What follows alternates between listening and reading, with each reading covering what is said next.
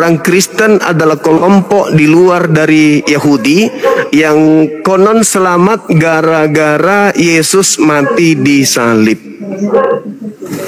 Nah, artinya ada yang menyalib Yesus. Pertanyaannya, orang yang menyalib Yesus ini bagi Kristen pahlawan atau penjahat? Itu. Salam satu Tuhan.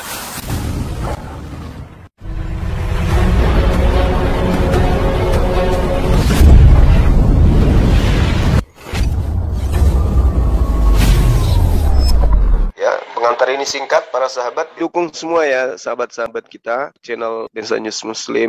Di like, di subscribe, di share sebanyak mungkin untuk supaya mencegah sahabat-sahabat kita di luar sana tidak terpengaruh terhadap pemurtadan. Semoga Allah memberikan selalu sikap istiqamah. Salam satu Tuhan, Allahu Akbar.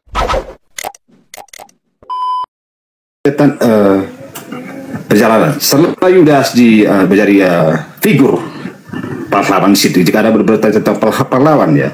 Nah sekarang Pilatus, jangan lupa itu juga termasuk pahlawan. Jika tanpa Pilatus tidak ada rencana Yesus disalibkan. Terus orang Roma itu adalah sebagian dari rencana semuanya. Mereka bisa dikatakan pahlawan karena tanpa mereka maka Yesus tidak akan mati. Sepakat nggak ada satu jawaban, Bang? Iya, saya sepakat, Bang. Berarti termasuk iblis yang merasuki Yudas. Ya, benar.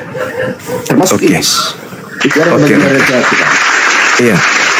Jadi ketika saudara mengakui termasuk iblis adalah pahlawan yang telah memberikan keselamatan kepada saudara-saudara Kristen, ada satu hal yang menarik di sini.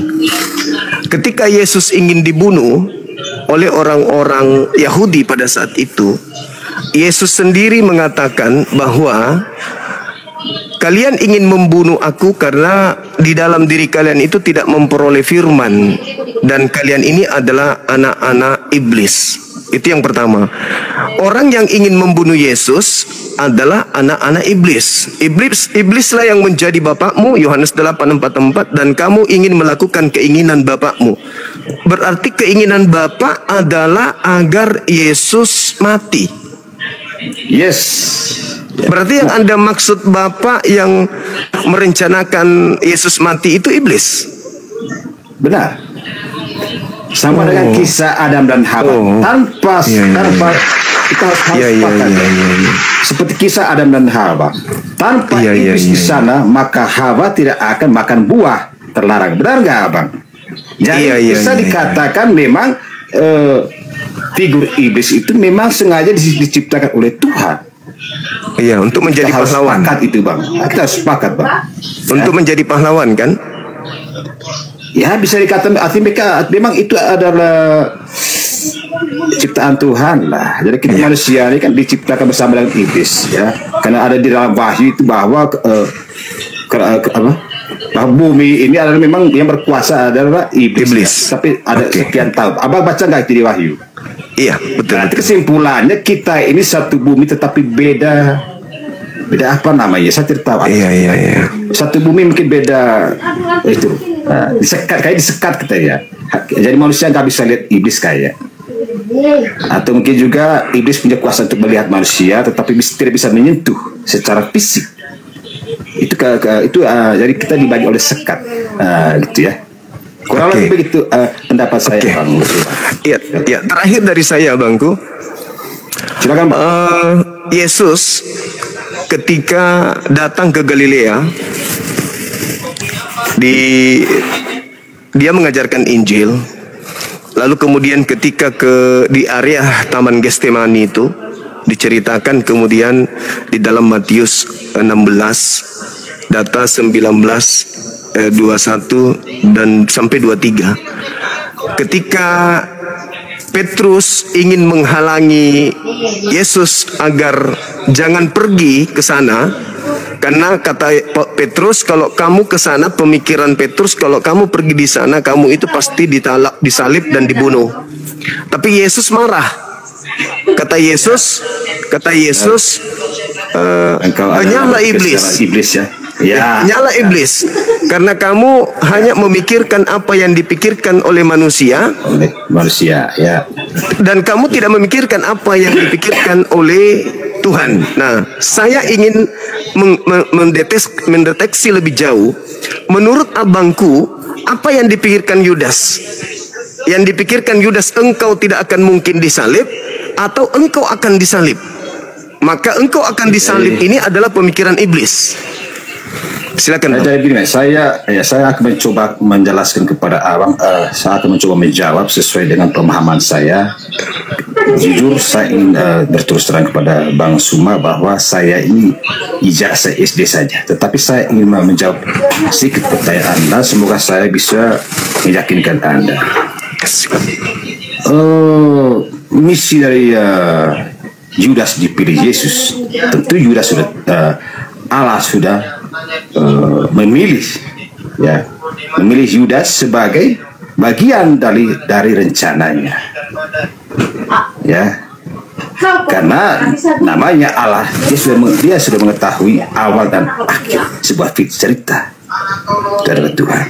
Jadi di dalam figur Yudas saat itu misinya adalah duit.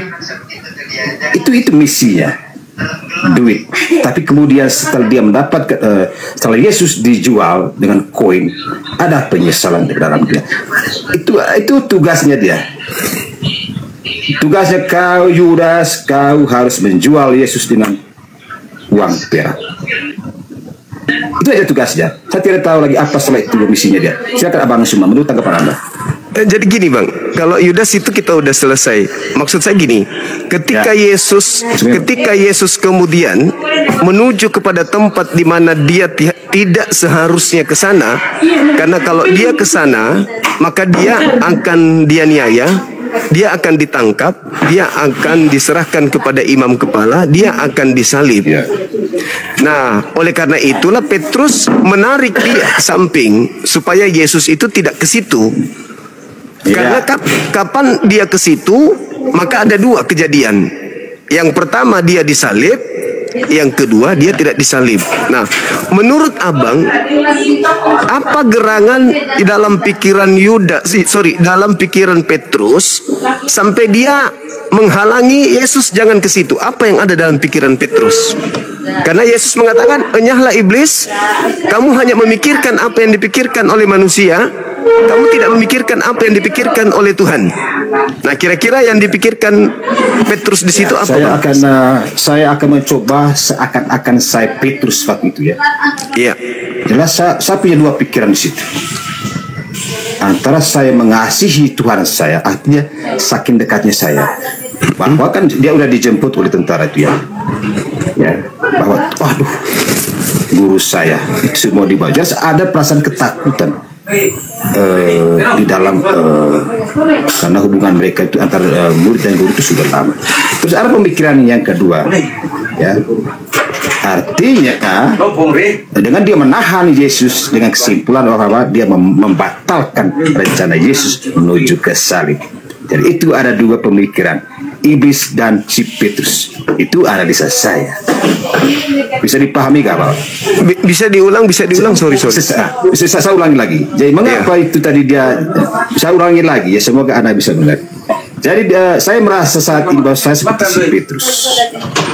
Jadi saya itu mengenal sangat akrab dengan Yesus, ya. Kemana-mana bersiaran Yesus, saya selalu mengikuti dia.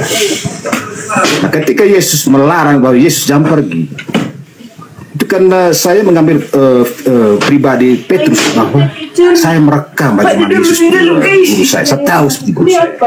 Tetapi ada dua sifat lagi dalam Petrus itu, dia melarang Yesus pergi dengan tujuan bahwa anak manusia ini jangan menggenapi rencananya di dalam misinya untuk mati di kayu salib, berkorban untuk menebus dosa-dosa manusia. Dari situ Petrus dan iblis itu bersatu dalam waktu yang sama. Bisa dikon. Ya, jadi Petrus itu dianggap iblis oleh Yesus karena Petrus tidak menginginkan penyaliban. Ya, karena Yesus melihat bahwa ada juga di dalam tubuh Petrus itu adalah dengan dia melarang, justru dia sengaja untuk membatalkan rencana Allah. Iya. Itu pemikiran saya yang SD. SMP pertama. Baik. Itu bisa dipahami. Jadi gini, abang saya mengatakan bahwasanya Yesus mengatakan kepada Petrus, "Nyala iblis, karena engkau hanya memikirkan apa yang dipikirkan oleh manusia." Siap. Ya. Apa yang dipikirkan oleh manusia. Nah, saudara mengatakan bahwa Yesus menuding Petrus bahwa ini upaya iblis untuk membatalkan penyaliban. Ya, tentu saja. Seakan-akan iblis tidak mau terjadi penyaliban. Ya. Nah, tadi Yesus mengatakan di Yohanes 8, "Kamu ingin menyalibku karena kamu ingin melakukan keinginan bapakmu," yaitu iblis. Jadi menurut Yesus, iblis mau dia disalibkan. Tapi menurut abang, Petrus tidak mau disalibkan karena di dalam diri Petrus ada iblis. Begini, memang mana begini, yang betul? Ketika permisi Bang Suma. Iya. Memang kalau Anda sudah bahas di kisah Petrus terus Anda pindah ke Filipi, jelas pengertiannya berbeda. Contohnya begini, Pak. Penulis sebuah buku, Bang Suma dan saya, ya. Kita bahas tentang live kita malam ini. Jadi dua figur yang berbeda yang menulis. Nah, ketika Anda membandingkan pola pikir saya, ketika orang membandingkan pola pikir saya dengan pola pikir Bang Suma, jelas meleset karena pemahaman kita berbeda-beda saat menulis. Bisa nggak abang mengerti? Ketika Yesusnya, Bang, bukan ya, penulisnya.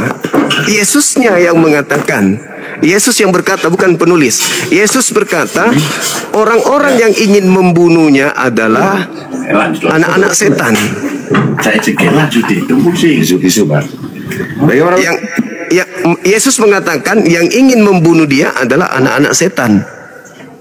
Ya. Berarti setan menginginkan kematian, penyaliban terhadap Yesus. Itu tertulis di Yohanes 8:37. Saya mungkin bisa menjawab kata-kata itu ya. Jadi yang menginginkan dia mati itu anak-anak setan. Itu bisa termasuk orang Yahudi. Orang Yahudi bukan keseluruhan. Orang-orang Yahudi yang tidak suka dengan Yesus. Artinya ada oknum-oknum di sana, ya. Orang Yahudi. Jadi orang Yahudi ingin membunuh Yesus. Di dalam yang menginginkan dia mati. Itulah iblis. Itulah iblis di dalam wujud orang-orang Yahudi. Bukan tidak mungkin. Dan juga ada orang-orang Romawi yang benci Yesus. Ya? Berarti iblis mau Yesus mati kan? Ya, di dalam wujud itu istilah apa sih? Kata peribahasa itu, Bos. Memang kata Alkitab ini memang kalau di analisanya lurus-lurus memang dari lain pengertiannya. Tapi kalau orang yang beriman dia tahu jawabannya itu. Yesus mengatakan iblislah yang menjadi bapakmu dan kamu mau melakukan keinginan bapakmu. Memang iblis mau Yesus disalib. Alkitab hanya mencari perdebatan itu sama dengan teman-teman Protestan ya yang tidak berakar. Jadi bagi kau saya lihat teman-teman Suma mereka itu mengikuti gaya-gaya teman Protestan. Saya Katolik, Bang. Gaya-gaya Anda itu pindah dari Injil sini ke situ ke sini. Jadi belum selesai bahas Injil Yohanes kita masuk ke Injil lain. Itu yang gaya-gaya teman Protestan itu seperti terkontaminasi juga dengan teman-teman Islam, sehingga memang kalau ada berdebat dengan orang Katolik tidak akan ketemu. Jadi maksud abang ini antara kitab satu dengan kitab lain bertentangan gitu ya? Bukan bertentangan. Saya ingin ambil satu contoh, Bang, ya. Kita ada 10 orang yang menonton bola kaki. Jadi analisa satu orang bahwa di dalam stadion itu penontonnya ada 1.000 orang, ya. Terus ada orang lagi, enggak, bukan 1.000 orang, 2.000 orang. Sama-sama menonton bola kaki di stadion, tetapi cara pandang orang itu berbeda-beda, Bang. Jadi Anda mengerti nggak maksud saya itu, Bang? Perkataan Yesus. Iya. Bisa dikatakan itu berlawanan karena tadi saya bilang itu ya, Ada contohnya Bang Suba dan saya, kita pergi nonton loh, kita nonton jangan terbesar bola kaki, main volley misalnya, main volley. Itu ada manusia itu di bagian sebelah. Jadi kita menganalisa, Pak William itu ada banyak penduduknya, oh banyak, sekitar berapa Pak William? Oh kalau sekitar 60 orang. Itu menurut saya, ukuran saya. Baik maksimal Pak William salah loh, salah hitung tuh. Sekitar 100-an atau 200-an itu penontonnya. Jadi kita sama-sama nonton bola voli ini. Tetapi kita anggaplah menulis sebuah buku lah. Bahwa saya akan menulis bahwa yang menonton bola voli itu 60 orang. Anda menulis itu enggak, William salah 150 orang. Tetapi siapa pemenangnya di situ? Mungkin satu pemenangnya misalnya si A, sepakat. Saya juga ya benar pemenangnya si A. Yang kalah siapa? Si B. Kita sepakat di si B. Ya, tapi penontonnya itu sudah selisih, Bang.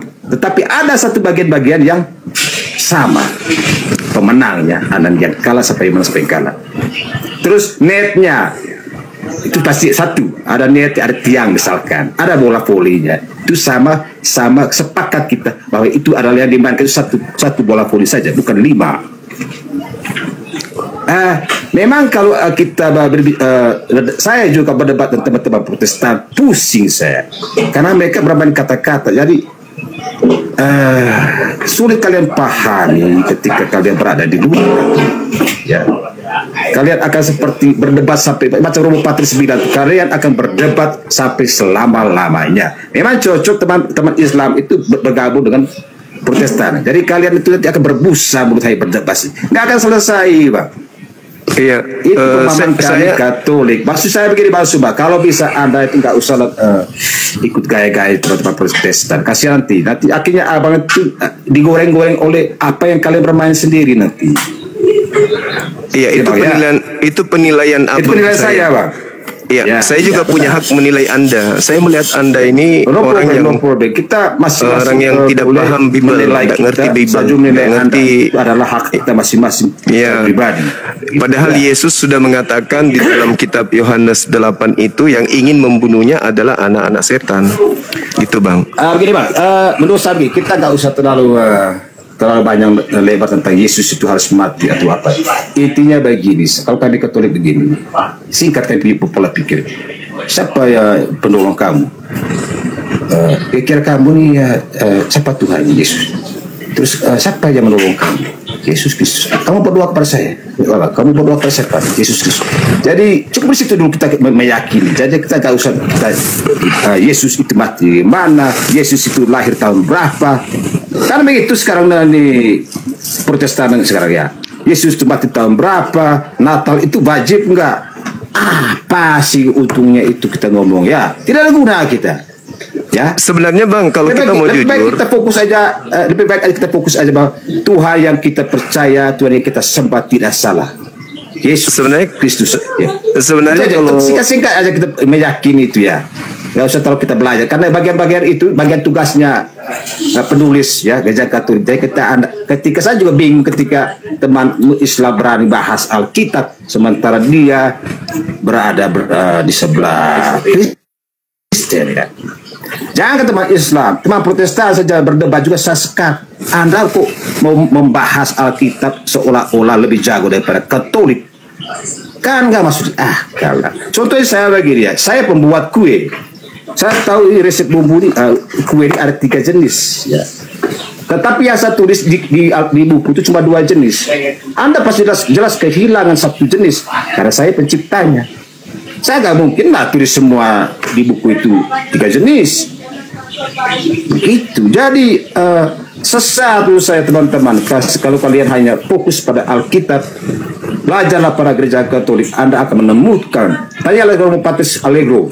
Nonton dia punya live ya. Saya juga baru nonton Patris Allegro. Saya Katolik, tetapi ketika Patris Allegro ungkapan dia punya pemikiran masuk di akal kita. Jadi Anda kalau mau berdebat Alkitab nggak usah lah, nggak akan selesai, Bang Suba. Atau mungkin Anda mau mungkin Anda buat live ini untuk cari ini ya. Tapi menurut saya sampai kiamat pun perdebatan itu tidak akan selesai, Bang Suma. Saya harap begini, Bang Suma, kita bukan cari duit sini ya, kita cari surga, Bang. Kami orang Katolik itu bukan cari duit, kami cari surga. Kami berbuat baik itu tujuannya surga aja. Bagaimana kalau iblis buat kasih? Kalau iblis memberikan keselamatan, masa ke surga, Bangku? Iblis kok berikan Anda. Lah tadi Anda sudah mengakui karena anda berpatok pada tulisan yang kami tulis. Harus begitu. Harus no problem. Anda harus berpatokan di sini. Iya, no problem. Gitu. Nah, Anda sendiri mengakui bahwa penyaliban ya, itu hadiah dari iblis. Jadi tidak ada surga dong kalau gitu, Abangku, karena iblis yang memberikan kemudian ya bisa dikatakan begitu.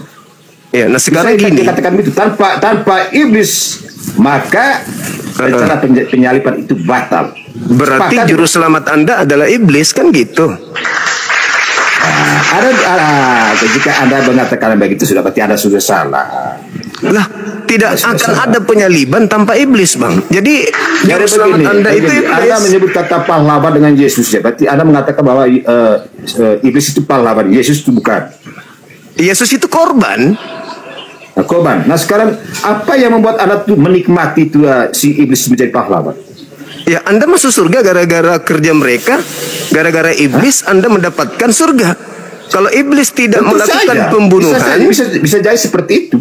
Nah, itu yang betul. Jadi berarti juru selamat Anda itu bukan Yesus. Jadi juru selamat Anda itu iblis, gitu, Bang Suma. Tugasnya iblis itu sampai di situ, sampai Yesus disalibkan dan mati. Itu sudah selesai tugasnya. Ya, kalau Yesus sudah bangkit, itu artinya misi dan tugas yang diberikan kepada iblis sampai Yesus digiring ke salib dan mati di kayu salib. Itulah tugas yang selesai gitu dilakukan oleh iblis. Maka Anda berkatakan pahlawan, ya bisa jadi dia pahlawan. Tapi apa sih kata pahlawan sih? Saya ingin tanya kepada Anda. Pahlawan itu adalah orang berjasa. Pahlawan untuk Anda. Pahlawan itu adalah orang yang berjasa memberikan kemenangan kepada orang lain. Itu pahlawan. Nah, kalau saudara mengatakan Anda selamat karena Yesus, ya dengan pola ini iblislah yang menjadi juru selamat Abangku ini. Bapak Suma, kata pahlawan bisa secara positif maupun negatif. Ya. Seorang pembunuh juga bisa menjadi pahlawan. Seorang pejuang kemerdekaan juga bisa dikatakan pahlawan. Iblis pun jadi bisa pahlawan kan? Ini, Bang ya. Saya mengajari, Anda mengajari saya hal-hal yang baik, Anda menjadi pahlawan. Ketika Anda juga menjadi pembunuh karena dibayar, Anda juga menjadi pahlawan untuk orang yang membayar Anda. Benarkah begitu analisa kita kan? Iya, kita udah sampai kepada kesimpulan bahwa iblis adalah pahlawan bagi Kristen kan gitu. Iya. Ya, Bang. Lanjut lagi, Bang. Mau apa lagi? Kita masa-masa otak ini, Kak. Saya orang Katolik, saya butuh diasah oleh orang-orang yang gitu. Iya, Bang. Iya. Saya begini, Bang. Semakin saya saya ini senang kalau ada perdebatan. Artinya jika teman-teman Islam itu menggunakan suatu rekaman untuk merekam kesalahan saya no problem. Intinya saya itu lagi mau ngasah satu kota. Saya tidak peduli Anda merekam, saya pulai dan Anda sebarkan dan mendapatkan keuntungan. No, saya ingin bagaimana iman saya itu lebih kencang terhadap Katolik. Semakin saya ditantang, itu semakin saya cinta dengan Katolik, Bang. Itu yang saya nikmati perdebatan ini, Bang. Iya. Jadi Abang juga menikmati ternyata perdebatan. Jadi gini, Bang. Makanya abang lihat tuh saya santai-santai ya, nggak pernah keluar kata sampah dari mulutnya. Kalau teman-teman lain kalau udah kalah debat sampah yang keluar. Oh, sebut nama ciptaan Tuhan yang lainnya. Saya enggak. Oke. Mungkin masih ada lagi yang ingin disampaikan, Bang, atau gimana? Gini, Bang. Saya ingin bertanya kepada Abang. Kira-kira apa yang Anda cari, yang sesungguhnya yang Anda cari di dunia ini? Oke. Kalau saya sebagai seorang Muslim, yang kami cari itu, kira-kira apa yang Anda cari dengan misalnya Anda mengambil misi dan mengisi banyak live di TikTok, kira-kira apa tujuan apa, hikmat apa, keuntungannya untuk Anda? Apakah keuntungan dari segi duit ataukah apa itu? Coba saya ingin tanya, Anda harus jujur. Apa yang Anda cari? Baik. Yang saya cari di sini tentu adalah ridho, berkat dari Tuhan saya, karena saya menyisihkan waktu saya untuk membentengi akidah umat Islam dari serangan-serangan para misionaris yang punya tujuan untuk memurtadkan, agar mereka meninggalkan Islam menuju kepada pemurtadan, menyembah kepada makhluk Tuhan yang bernama Kristus Yesus itu, Bang. Di mana Kristen ini punya misi untuk mengkristenkan semua orang. Kristen punya amanat agung yang harus mereka ajarkan berdasarkan Markus 16 sampai seterusnya, dan juga Matius 28 nomor 19-20. Pergilah ke seluruh dunia, jadikanlah seluruh bangsa menjadi muridku, dan juga di dalam Markus, beritakanlah Bible kepada seluruh makhluk. Nah, saya tidak menginginkan umat Islam itu begitu mudah masuk ke agama yang menurut saya agamanya itu justru bertentangan dengan isi Bible. Apalagi kalau keselamatannya itu diberikan sama iblis, tentu kami umat Islam harus membentengi generasi Islam berikutnya dari gerakan pemurtadan. Karena gini, Islam itu tidak mengganggu agama lain, Islam tidak ngambil-ngambil kitabnya orang masuk ke Al-Quran, Islam juga tidak menampilkan penampilan seperti agama lain, Islam juga tidak mengajarkan agamanya, kitab sucinya dengan mengambil istilah-istilah dalam agama lain. Berbeda dengan agama Kristen, mohon maaf, mulai dari kitabnya saja itu sudah mengambil kata Al-Quran, yaitu Alkitab. Tuhan mereka ambil dari kata Allah. Kemudian Paulus mereka sebut Rasul. Dan semua istilah-istilah yang sangat prinsip dalam Al-Quran ada di dalam sini. Tujuannya supaya mengkristenkan orang. Bang, itu saya makanya saya ada di sini. Kenapa menjadi karena setahu saya sekolah dulu. Saya itu SD itu masuk tahun 83 ya. Itu waktu saya SD kelas 1 itu 1983. Itu kami di mata pelajaran PMP dulu. Itu sudah jelas-jelas mengatakan bahwa aturan mata pelajaran itu bahwa kitab orang Islam itu Al-Quran, kitab orang Katolik dan Kristen Alkitab. Nah, pertanyaan saya lah ya tuh curinya bagaimana tuh, Bang? Bagaimana bisa sementara negara sudah mengakui bahwa kitab suci orang Islam adalah Al-Quran. Negara juga sudah sadar bahwa kitab suci Kristen dan Katolik adalah Alkitab. Yang mengatakan itu mencuri kata Alkitab itu, coba Abang jelaskan kepada saya yang tolol ini. Iya, tunggu Bang, ini kita dapat peringatan sudah 2 kali.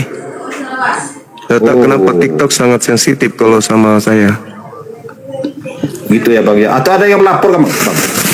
Biasanya begitu. Iya, oke, kita lanjut Bang ya. Jadi saya mengatakan itu disebabkan karena original teks kitab saudara itu tidak ada kata Alkitab. Alkitab ini hanya ada di Al-Quran. Penyebutan kata Alkitab hanya ada di dalam Al-Quran. Sedangkan asal-usul kitab Anda itu aslinya adalah Biblika atau Biblos. Tidak ada kata Alkitab. Ini yang saya senang topiknya. Pernah nggak Bang Sumba pergi ke seminari Katolik untuk pertanyakan dari mana itu gereja Katolik mengiyakan kata Alkitab itu? Nah, sebenarnya mereka akan menerangkan kepada Anda bukti-bukti yang mengapa ini kalau Perum Patris bilang ini sebenarnya buku pelajaran untuk mengajarkan anak sekolah. Tetapi ketika sudah disebut Alkitab ini, makanya saya juga perlu belajar dari mana awal sejarah itu. Makanya gereja Katolik mengiyakan Alkitab. Buku ini disebut Alkitab. Apakah Abang punya temuan di tahun berapa orang Kristen itu mengakui ini buku pelajaran ini disebut Alkitab? Kira-kira ada pernah ketemu di Google atau bagaimana sejarah mulanya itu mengiyakan Alkitab ini? Jadi gini Bang, tidak perlu kita mencari latar belakang apa sampai orang-orang ini menggunakan kata Alkitab? Karena memang sudah ada amanah di dalam Bible, Bang. Ada amanah di dalam Bible untuk meneladani Paulus yang suka nyamar-nyamar di dalam 1 Korintus 9 nomor 20 begini aja, 21. Begini aja, Bang. Kalau itu saya, perintah Bang, Paulus itu, Bang. Makanya orang Kristen, Bang, nama itu tidak penting, Bang. Kalau bisa nanti kita usul jangan pakai nama Alkitabnya, buku suci aja. Saya juga setuju kalau memang abang kepingin nama Al-Quran diganti Alkitab, saya juga tidak sibuk karena nggak penting itu kata Alkitab, ya. Buku suci juga menurut saya bagus, ditulisnya juga buku firman Allah juga bagus, nggak harus kata Alkitab. Nah itu jadi Allah lagi, orang Katolik itu kata Allah lagi, Bang. Kata Allah itu kalau dikatakan buku ini firman Allah juga salah. Ini menarik lagi, kata Allah lagi. Iya, salah lagi kalau kata Allah di dalam Alkitab, ya. Oke, saya ingin kembali ke situ karena saya juga belajar PMP waktu tahun 83. Siap. Jadi menurut saya waktu mengapa seluruh agama itu menyatukan percaya jelas seluruh agama waktu itu percaya satu Tuhan, ya. Macam Katolik Tritunggal, ya. Tritunggal Maha Kudus. Jadi itu kita harus mengingat kata Bhinneka Tunggal Ika, ya. Bhinneka Tunggal Ika. Hindu juga kalau kita ketahui dia punya 3 dewa, ya. Tetapi karena aturan negara maka kita disatukan di dalam kata Allah yang menyebut Tuhan kita itu masing-masing. Orang Hindu punya dewa, guys, tapi karena negara membuat aturan maka kita semua sepakat bahwa Tuhan kita itu adalah Allah. Benar enggak sih? Untuk menghargai Bhinneka Tunggal Ika itu menurut pemahaman saya tidak tahu zaman now pola pikir seperti apa, ya. Jika makanya kita perlu belajar kembali ke belakang, tanya kepada senior kenapa orang Hindu juga pakai kata Allah. Padahal kita tahu dewa orang Hindu itu bukan Allah, ya. Dewa Krishna, Dewa Siwa, Dewa Brahmana. Tapi mengapa orang Hindu ia sekata dengan orang Islam dan orang Kristen bahwa Tuhan itu di atas semua satu namanya Allah? Karena Bhinneka Tunggal itu tadi berbeda-beda tetapi tetap satu juga. Satu di dalam kata Allah, satu di dalam yakin bahwa satu saja Tuhan. Itu menurut pemikiran saya. Tetapi ketika Anda merebutkan kata Allah, no problem lah juga bagi saya. Silakan kita gugah saja kepada negara, karena mereka yang membuat aturan pada saat itu. Insinyur Soekarno-Hatta, tanyalah kepada Insinyur Soekarno-Hatta, kenapa kau buat kata Bhinneka Tunggal Ika? Kenapa gak mau ya Bhinneka Tunggal Tunggal Tri? Nah, ya kan? Tetapi karena mungkin di zamannya Soekarno itu supaya jangan pecah, supaya jangan ada perpecahan antar agama, maka dia bilang udahlah kamu nih bahas banyak-banyak apa. Udah kita satu aja, satu Tuhan dan disebut Allah. Berarti kita sepakat dengan itu, ya. Berarti Tuhan Abang ini bisa aja diganti-ganti namanya begitu aja. Bisa saja bukan kata Allah. Karena aturan negara waktu itu mengharuskan. Ya, maksud saya berarti Tuhan Anda ini bisa berubah namanya. Nah, jadi gini, bisa dikatakan kita orang Katolik itu legowo aja dengan keputusan pemerintah. No problem. Anda mau kasih nama Allah kan? Tidak ada keputusan pemerintah bahwa Tuhan Kristen harus berubah menjadi Allah, itu nggak ada, Bang. Tidak ada itu keputusan pemerintah bahwa Tuhannya Hindu, Tuhannya Buddha harus ikut semua ke Tuhannya Islam, itu nggak ada. Nggak ada itu, Bang. Malah negara menjamin tiap-tiap agama untuk memeluk agamanya masing-masing sesuai dengan agamanya. Tidak boleh memaksakan orang yang menyembah Yahweh kok harus menyembah kepada Allah. Tak boleh. Allah ya Allah, Yahweh ya Yahweh, Theos ya Theos, Sang Hyang Widi ya Sang Hyang Widi. Itu. Berarti kesimpulannya kata Bhinneka Tunggal Ika itu salah, Bang, ya? Bhinneka Tunggal Ika itu maksudnya tidak mengakui Allah, Bang, ya? Tunggu, Bangku. Bhinneka Tunggal Ika itu Bhinneka Tunggal Ika itu artinya berbeda-beda. tetapi satu dalam bingkai Satu Indonesia. dalam hal apa? Satu hal dalam bahasa, satu dalam bahasa, kemudian tumpah darah, itu kita satu. Yaitu Ketuhanan negara kita ini yang kita. Maha Esa. Itu bagaimana? Coba bisa Ya, jelas? ketuhanan yang Maha Esa. Pancasila satu, ketuhanan yang Maha Esa. Ketuhanan yang Maha Esa. Esa itu artinya berapa, Pak? Bang? Satu. Satu. Tuhan Anda berapa? Satu. Yang mana yang satu itu? Satu di dalam tunggal. Nah, itu enggak masuk sebenarnya. Enggak masuk karena yang katakan maha.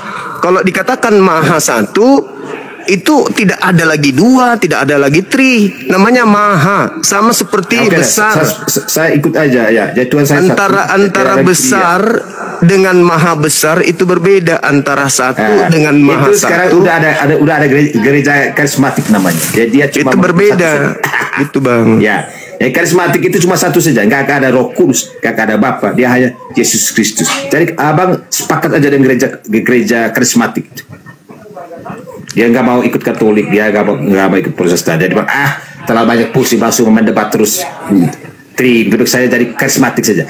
Yesus satu-satunya Tuhan. Itu salah nggak Bang? Kalau dikatakan Yesus satu-satunya Tuhan oleh orang lain.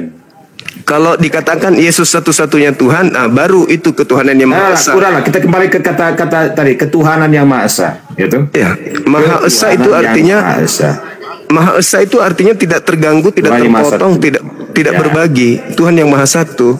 Ya. Nah, sedangkan abang kan ada 3. Ada Yesus, ada Roh Kudus, ada Bapa. Berarti 3 Bang. Ya. Saya ingin jelaskan ke Anda itu. Iya, silakan. Mungkin agak apa ya? Mengapa kami mengatakan bahwa Yesus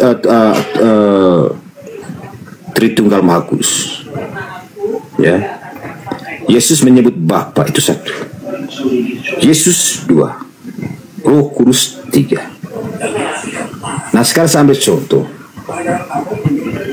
William Super. Tangan 1. Ya. William Super banyak lagi dia punya pribadi ini, bukan lagi 3, terlalu banyak. Jadi contoh ya. Anggaplah ini satu bagian dari Allah ya, tangan misalnya. Jadi tangan dengan kaki ini masih satu loh, William Super. Itu kalau kita menganalisa seperti itu. Begini Bang, bukan tidak mungkin Allah itu lebih dari 3. Tetapi yang menjadi keyakinan di dalam Alkitab disebutkan bahwa karena Yesus menyebut Bapa berarti 1. Yesus sendiri 2. Pernyataan Yesus mengatakan bahwa aku akan mengutus Roh Kudus itu 3. Dan tetapi bukan tidak mungkin, kita tidak tahu. Jangan sampai juga ada Allah lain. Nah, namanya Allah, haknya dia kan. Tetapi itu bukan Maha Esa itu Bang. Kalau Tuhan itu banyak, itu bukan Maha Esa artinya. Iya. Artinya itu Tuhan. Oke, balik ke giliran saya dulu. Bang Suma, kalau boleh tahu Bang Suma, orang Islam itu Allahnya siapa? Allah. Ya, Allah yang mana Bang? Allah Subhanahu wa taala yang Maha Suci lagi Maha Tinggi. Iya, Allah Subhanahu wa taala itu yang mana Bang? Maksudnya yang mana Apakah Anda Allah ingin? Abang itu ada? Maksudnya Anda Itu yang saya ingin tanyakan. bisa nggak pelan-pelan abangku? Sangat kritis saya lihat kalau bertanya Islam. Tapi kalau menjawab tentang agamanya kayak konyol anak TK. Jangan terlalu nafsu, santai. Santai abangku. Pengaruh kok saya, jadi ya takutnya diblokir. Iya, santai. Iya. Jadi maksud abang bertanya kepada lagi diketahui semua. Iya. Ini sapi berapa Bang?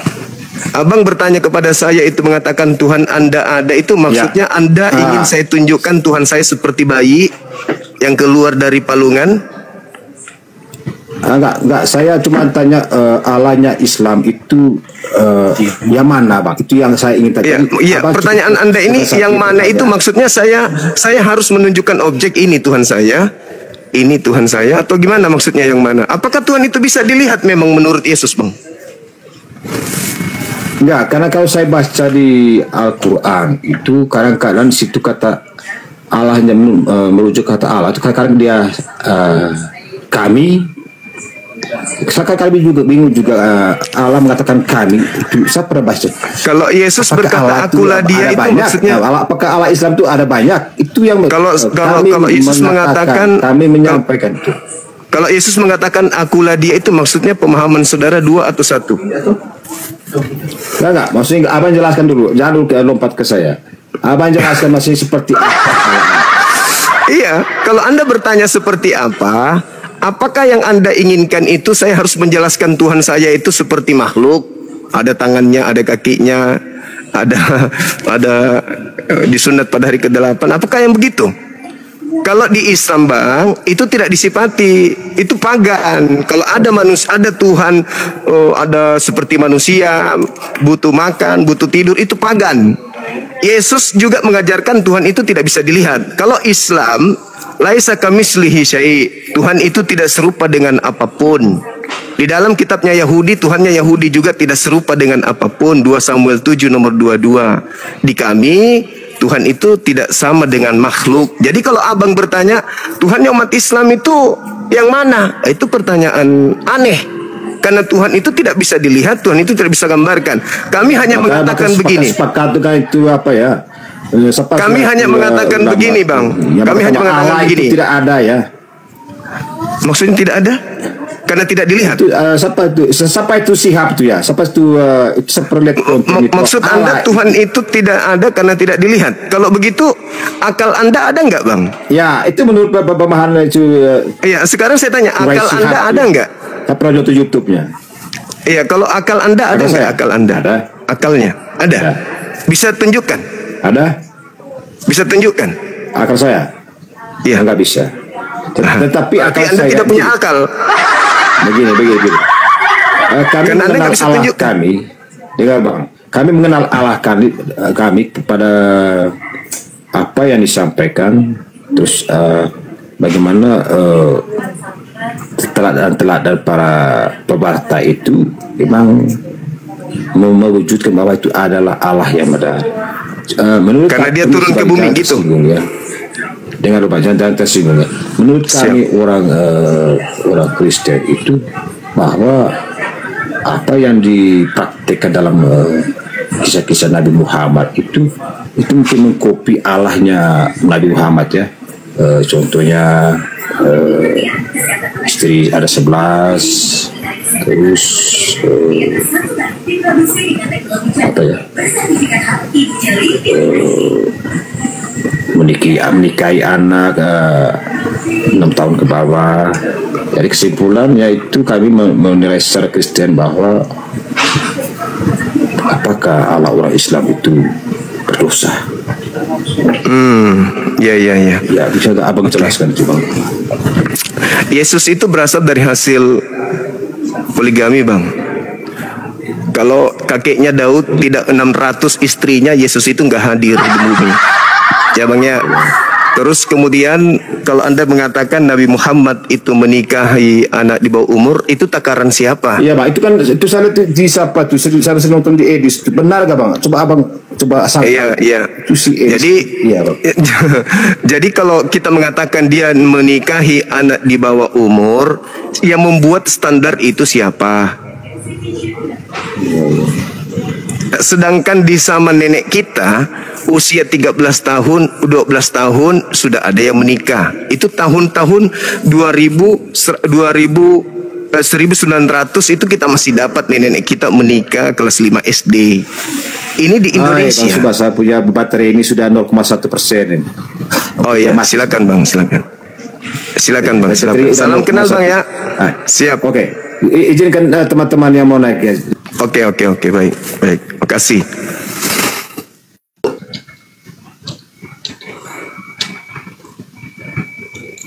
Iya bang.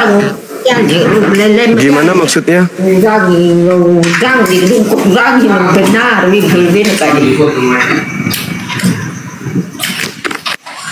Kenapa Halo Bu? Bang Juma. Halo juga. Itu kenapa Bang Juma bilang itu eksekutor salib itu pahlawan itu? Gimana ceritanya? Saya bertanya kepada saudara Kristen, apakah iblis eksekutor salib itu adalah pahlawan atau penjahat?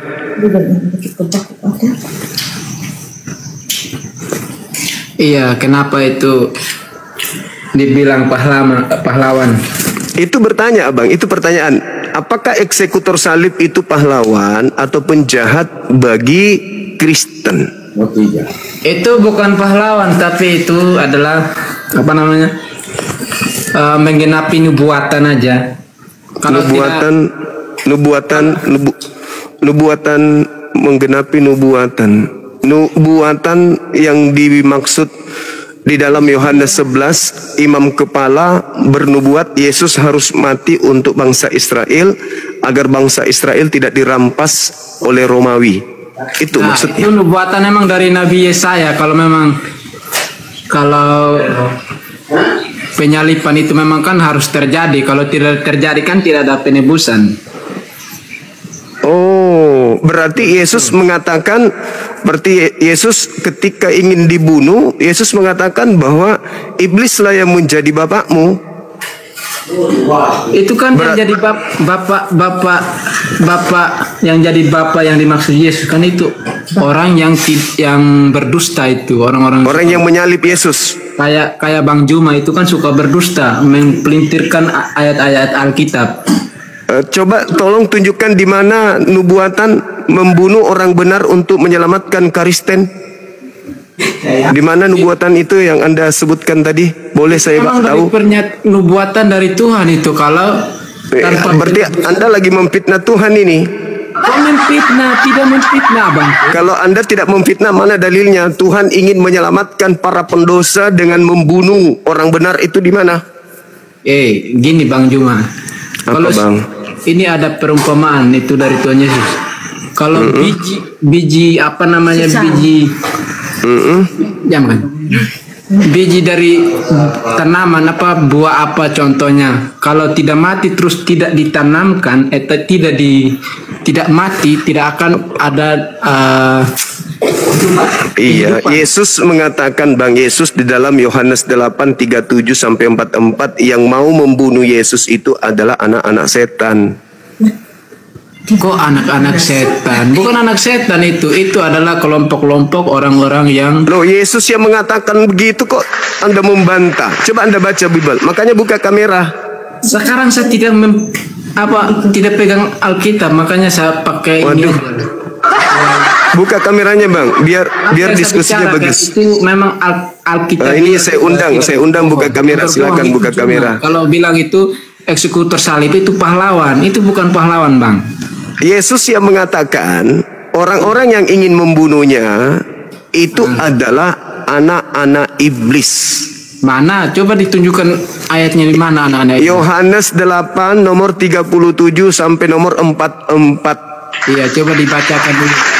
Ya. Saya harus membacakan. Itu kitab saudara, saya sudah menunjukkan datanya, kok saya juga yang harus membacakan. Biasa kan Bang Juma suka ngepelintir ayat Alkitab itu. Maka dari itu, Anda menuduh saya suka melintir, Anda yang baca. Tidak ada itu. Apa gunanya Anda jadi Kristen kalau Anda tidak punya Bible? Saya aja Bibleku menumpuk. 1, 2, 3, belum lagi di lemari, belum di sini.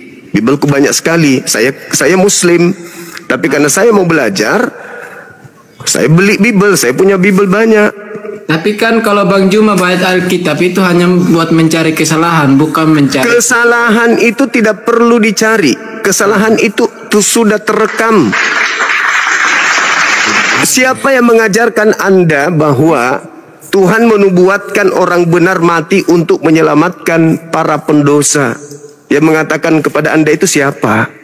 Ya itu sesuai yang tertulis di dalam ayat. Mana tertulis? Anda ngarang-ngarang. Giliran disuruh tunjukkan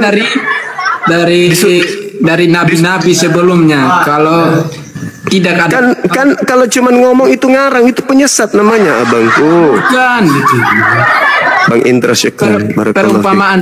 Perumpamaan Tuhan Yesus itu kalau gini. ceritanya kalau bahwa anak Buka manusia- kamera dulu abang, buka kamera. Oh, rusak ini, baru pengikutnya baru 2. Gak bisa, belum bisa buka on cam. Teman-teman pengikutnya baru 2. Iya, hanya 2000 maksudnya. Nah, itulah kalau pengikut Paulus gitu. Iya, tadi kan belum. Belum lanjut, baru pengikutnya 2 belum bisa buka kamera. Buka lah bang, buka kamera bang. Kalau tidak, abangku turun. Gitu. Gak boleh gitu, nanti terblokir abang. Buka kamera bang. Buka kamera. juga ini. Intinya itu yang eksekutor Tuhan Yesus itu bukan pahlawan bang. Berarti penjahat. Iya, itu memang penjahat mereka. Tapi Berarti bukan penjahat pahlawan. menghadiahkan keselamatan kepada kalian. Oh bukan, itu keselamatan memang dari. Tanpa mereka Yesus tidak disalib. Ya emang jalannya Nah, itu. harus begitu. Berarti itulah aku bilang, kalau memang harus berarti iblis ini adalah pahlawanmu. Bukan, iblis itu adalah bapaknya Juma sama anggota-anggotanya ini. Oh, nggak bisa dong. Di dalam Matius 16 nomor 21 sampai 23, orang yang berpikir Yesus disalib itu adalah iblis, kata Yesus. Tidak, itu hanya pemahaman Juma aja. Coba kamu baca. Orang yang berpikir bahwa Yesus akan disalib itu adalah iblis. Orang yang ingin membunuh Yesus adalah anak-anak iblis. Yohanes 8 nomor 37 sampai nomor 44. Betul. Mungkin memang itu adalah anak-anak iblis mereka. Kalau begitu anak-anak iblis bukan menghadiahkan berarti mereka keselamatan pahlawan. kepada Anda. Tapi bukan berarti mereka pahlawan yang menghadiahkan Kalau keselamatan. bukan pahlawan, lalu apa namanya? itu adalah Penjahat. anugerah Oke, sendiri yang mereka datang dari penjahat. Allah Bapa. Penjahat yang menghadiahkan keselamatan kepada Kristen. Beda. Itu misalnya kalau iblis yang memberikan atau si yang eksekutor itu yang memberikan ini berarti bukan penyelamatan. Bisa nggak Yesus itu mati tanpa disalib? Ya harus terjadi penyalipan. Nah, berarti itu sudah Anda haruskan sendiri. Berarti orang-orang jahat, iblis-iblis ini memang sudah digariskan untuk membunuh orang benar. Ya, karena Nah, ada tidak dinubuatkan? Sabar. Ada nggak dinubuatkan, saudara? Ada nggak dinubuatkan agama Kristen di kitabnya orang Yahudi? ya karena orang Yahudi kan belum mempercayai. Saya ulang lagi. Ada nggak dinubuatkan orang Kristen di dalam kitabnya Yahudi? Ada cuma orang Yahudi yang nggak paham kalau Yesus. Di mana coba di mana tertulis agama Kristen dibahas di agamanya Yahudi, di kitabnya Yahudi? Memang tidak dibahas di sana, tapi itu Kristen itu adalah orang yang mengikut Yesus. Jadi bukan Mengikut Yesus gimana? Yesus yang mana yang Anda ikutin? Yesus Kristus anak Daud. Paham nggak? Anak Maria. Iya, Maria anak Daud. Anak Maria itu agamanya Yudaism atau Kristen? Yudaisme. Nah, Anda sendiri Yudaisme enggak? Usah Kristen asli, bos. Katanya tadi pengikut. Iya, karena saya percaya Yesus Kristus, jadi saya Yesus Kristus yang mana yang Anda percaya? Iya, kan itu udah mati si ibunya si Maria, dia kan udah Yudaisme mati. Terus anaknya Yesus itu anak Allah yang itulah yang menjadi pengikut yang jadi. Oh enggak, salah. Ada Yesus yang untuk Yahudi, ada Yesus untuk di luar Yahudi. Beda itu salah pemahaman Juma itu. Yesus itu satu, cuma orang Yahudi. Yesus itu 2. Mana buktinya Yesus 2? Lukas 22 nomor 69. Nah itu kan punya Kristen. Mana ya Yahudi bilang Yesusnya 1 menjadi 2? Itu di kitabmu mengatakan Yesus 2, dalilnya Lukas 22 nomor 69. Coba bacakan, jangan sampai Juma itu. Loh, kok jadi saya yang pelintir? Saya cuma menunjukkan dalil. Ketika Anda mengatakan mana dalilnya, saya tunjukkan, saya sebutkan. Anda tinggal baca. Ya Kok Lukas jadi 22 ayat berapa? Nomor 69. 69. Mana? Bukan. Ini cuma ini kurang ini dia minum air. Alah, saya yang nunjukkan dalil, saya pula yang dituduh kurang. Ente yang kurang. Ini saya bacakan biar cuma paham. Saya pula yang harus paham. Ya, dengar. Saya pula yang harus dengar. Mulai sekarang anak manusia sudah duduk di sebelah kanan Allah yang Maha Kuasa. Kok jadi dua? Yang duanya di mana? Itu yang berbicara siapa? Mulai sekarang anak manusia sudah duduk. Ini siapa tadi yang ngomong ini? Coba. Ya. Siapa? Yesus. Dan Yesus ngomong. Untuk saya. Siapa yang ngomong di situ? Iya, bahwa kalau Yesus naik nanti dia akan duduk di. Kok nanti atau sekarang? Emang sebenarnya emang dari waktu itu Tuhan Yesus itu sudah di sisi tua di Allah Bapa. Jadi itu yang ngomong siapa? Itu Yesus sendiri, tapi bukan berarti. Terus yang duduk di samping kanan Bapa siapa? Itu sekarang itu artinya itu luas, Bang, bukan. Ngarang bebas, mulai ngaco. Artinya luas itu. Bukan artinya luas, yang ditangkap itu bukan Yesus. Yesus mulai sekarang sudah duduk di sebelah kanan Tuhan yang Maha Kuasa. Makanya yang disalib itu bukan Yesus. Yang disalib itu, adalah orang yang dikutuk oleh Elohim. Itu arti sekarang itu luas. Sekarang itu bukan berarti ya memang apanya yang luas sekarang? Kalau sekarang itu maksudnya nanti. Karena waktu di dalam Tuhan itu 1000 tahun itu sama dengan 1 hari. Apa hubungannya di situ? Nggak ada hubungannya. Orang yang ditangkap ini ditanya, apakah engkau Mesias? Iya kan? Apa kata dia? Percuma saja, meskipun aku bertanya kepadamu, kamu tidak akan menjawab aku. Mulai sekarang, Yesus anak manusia sudah duduk di sebelah kanan Bapa yang Maha Kuasa. Berarti yang bicara ini bukan Yesus. Orang yang diserupakan dengan Yesus. Itu baru betul. Mana dia? Ada yang lihat dia? Masolang generasi. Makanya Al-Quran mengatakan, wa ma qatalu wa ma salabu walakin syubbiha lahum. Halo saudara, perjanjian apa ini? Perjanjian lama ya Bang ya? Malam. Malam Bang. Baru. Perjanjian baru. Perjanjian baru Taurat dong. Sudah tidak hidup di hukum Taurat, tapi kasih karunia. Oh, kasih karunia, hadiah dari Yesus. Yes, betul. Melalui karya iblis. Melalui karya. Syukran sahabatku Hadi Zaki. Ya, gimana? Melalui kasih Yesus. Melalui kasih Yesus dengan melibatkan iblis membunuh dirinya.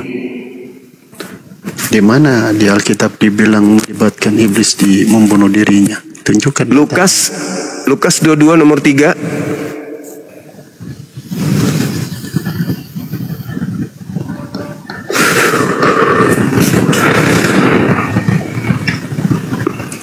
Lukas 22 Bang. 22 nomor 3 bilang apa?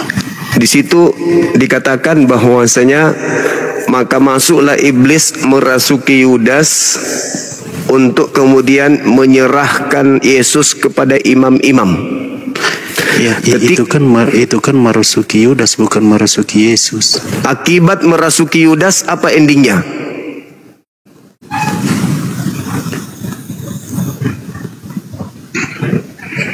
Endingnya apa Bang?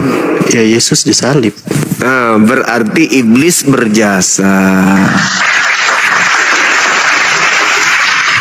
Lalu yang menerima hasil kerja iblis siapa? Kristen kan? Nah, jadi juru selamatnya Kristen itu bukan Yesus, tetapi yang merasuki Yudas. Di mana di Bible dikatakan begitu? Nah, 1 Korintus 15 nomor 17. tanpa kebangkitan sia-sialah kepercayaanmu dan kamu masih tetap hidup di dalam dosa tanpa kebangkitan. Pertanyaan saya, Ya itu tanpa kebangkitan. bisa nggak Yesus bangkit tanpa disalib? Bisa, dia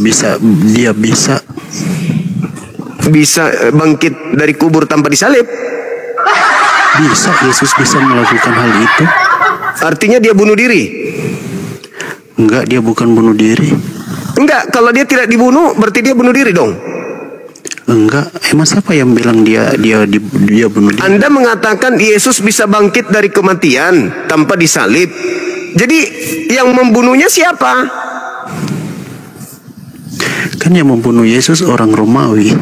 Nah, berarti pahlawan Anda adalah orang Orang Romawi. Bukan pahlawan saya, orang Romawi. Lalu siapa mereka orang Romawi ini kalau bukan pahlawan? Kalau pahlawan bukan membunuh, pahlawan itu memperjuangkan.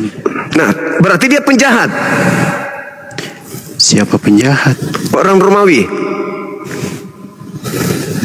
Ya iya, penjahat. Berarti penjahat adalah juru selamat saudara. Di mana dikatakan di Alkitab penjahat adalah juru selamat saya? Lah, faktanya Katanya. Anda menerima hadiah dari pekerjaan si jahat kan? Anda coba baca asumsi. di dalam, Itu bukan asumsi. asumsi Anda. Dengarkan. Dengan dalilnya dengarkan. Roma 14 nomor 9. Untuk itulah Yesus mati, agar ia dibangkitkan untuk menjadi Tuhan bagi siapa? Orang hidup maupun orang mati. Besar sekali jasanya. Iblis Ya, ini iya, sangat Tuhan berjasa. Tuhan kami kan Yesus. Ya, besar sekali jasanya orang-orang yang membunuh Tuhan Anda. Kisah Saya para Rasul 2 nomor 36. Orang Israel, orang Israel harus tahu bahwa Yesus yang kau salibkan itu telah dijadikan menjadi Tuhan dan Kristus. Iya, dia memang Tuhan kok. Gimana ceritanya? Yang lahir itu daging. Pada hari ini telah lahir daging. Yohanes 1 nomor 14. Di mana dibilang pada hari ini telah lahir daging? Jadi yang lahir apa? Ubur-ubur. Pada hari ini telah lahir bagimu juru selamat. Iya, juru selamat ini daging atau ubur-ubur? Sekarang saya mau tanya, tunjukkan ayatnya mengatakan daging. Kan nggak dibilang daging juru selamat. Yohanes 1 nomor 14 dan firman itu jangan lari ke Yohanes 1. Tunjukkan Kenapa? data yang mengatakan bahwa yang lahir itu adalah daging. Dengarkan Bukan saya. datanya. Dengarkan. Firman itu telah menjadi daging. Daging ini kapan muncul? Melalui kelahiran? Bukan begitu ditulis. Firman ini telah menjadi manusia, nggak ditulis telah menjadi daging. Mana? Menjadi daging. Mana? Coba tunjukkan ayatnya menjadi daging. Makanya buka kamera, saya tunjukkan. Kamu bohong-bohong. Oke, kau katakan saya bohong. Ada HP nggak satu lagi? Bisa nggak kau Coba buka? saya melihat. Bisa nggak kau buka Yohanes 1? Kamu aja yang buka karena kamu bawa data ke Yohanes, kamu yang buka. Oke, tunggu. Inilah kalau orang yang telah disesatkan kitab sendiri nggak tahu. Kamu yang menyesatkan orang Kristen, bukan orang yang disesatkan. Kamu sendiri yang menyesatkan kami. Oke. Kami tidak tersesat oleh perkataanmu begitu. Oke, baik.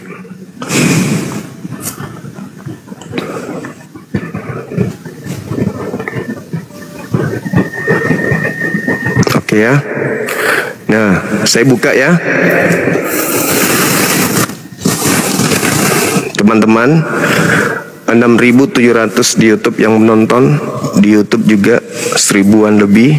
Ini kita buka kamera, kita perlihatkan ya. Kita kasih lihat sama teman kita ini. Kita balik kameranya dulu. Siapa yang menyesatkan? Katanya dibilang Bang Suma yang menyesatkan. Oke, kita perlihatkan nih. Matamu masih bagus kan, Bung? Ini Alkitab Sabda. Bagus. Nih Alkitab Sabda ya. Yohanes 1 nomor 14 ya. Ini firman itu telah menjadi apa di sini?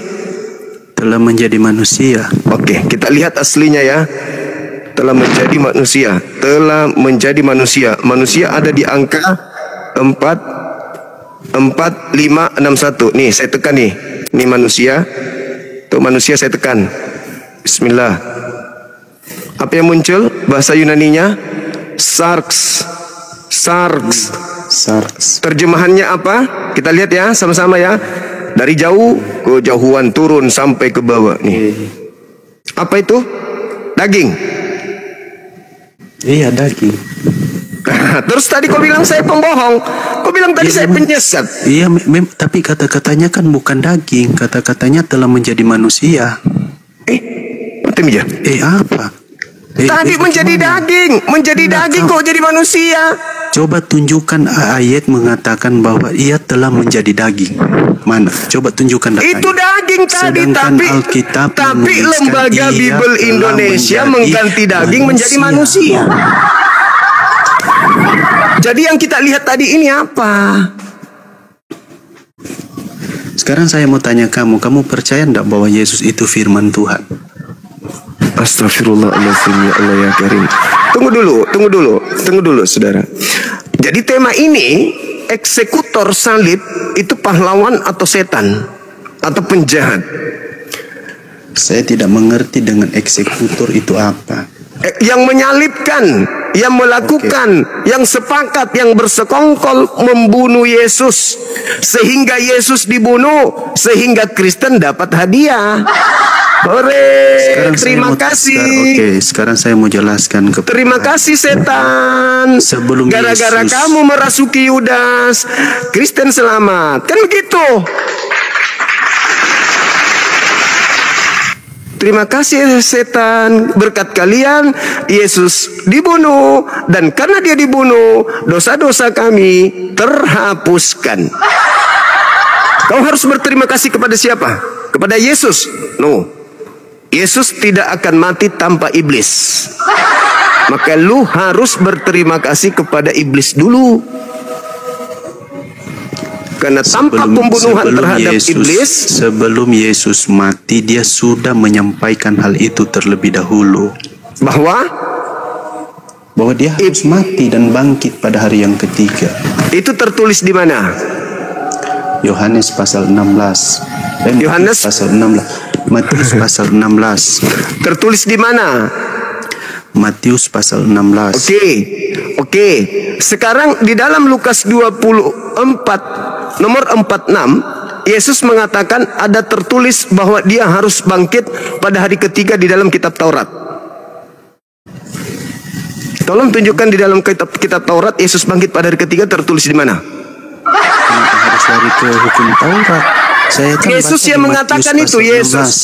Yesus yang mengatakan dia harus bangkit pada hari ketiga sesuai dengan apa yang tertulis tentang dirinya di dalam Taurat.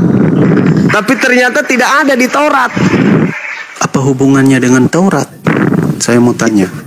Yesus bawa data sampai ke Taurat. Saudaraku, Yesus tanya di Matius pasal 16. Yesus berkata, sekarang anak manusia harus pergi ke Yerusalem.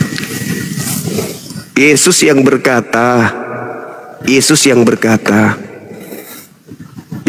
yang berkata. Kalau yang di Matius 16 itu nomor 21 itu ucapan pengarang Matius. Bedakan dengan ucapan Yesus. Lebih dominan ke Yesus percaya, jangan kau kepada pengarang. Udah ya teman-teman ya, terbukti ya. SARS tadi itu daging ya, firman menjadi daging ya. Nanti di Indonesia baru diganti menjadi manusia.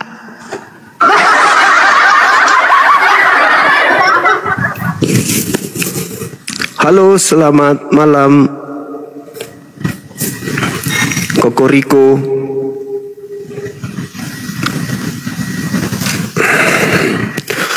Martin Roy.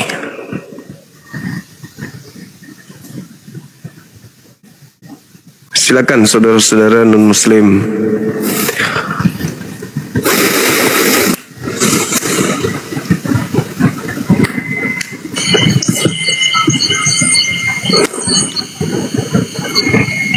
Halo Bang Viro. Halo. Selamat malam, Bang. Iya, selamat malam. Malam.